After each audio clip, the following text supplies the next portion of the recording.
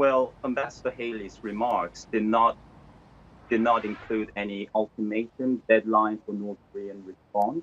I don't think we should read too much into it. I think it's just more the frustration on the part of the administration because UN Security Council resolutions and actions have been tough on paper, but the toughest sanctions on paper are of no use, limited use, if the UN member states don't enforce them.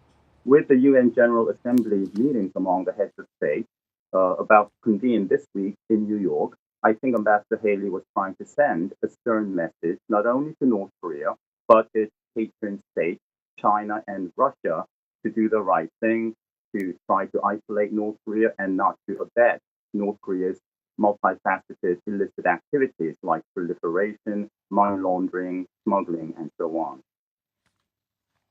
Professor Lee, those conversations have been going on for years and years and years. I mean, President Trump has demanded more from China. China has already signed on to sanctions, but they don't seem to be apt to do any more than that. Do you think, Professor Lee, that what the U.S. and others are actually looking at right now is possibly intercepting some sort of a launch from the DPRK if it comes close enough to sovereign territory? Do you think we're looking at some sort of an interception attempt to illustrate military defense capability?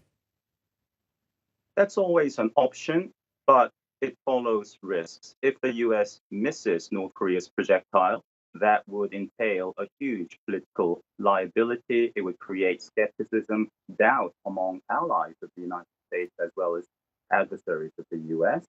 I think there's a lot more that the US can do in terms of enforcing sanctions by the US itself and getting all the other nations of the world on board. It takes a lot of diplomatic effort, it takes a lot of time and resources to enforce sanctions. And the truth of the matter is, no country has really faithfully enforced these sanctions over the past decade, including the US.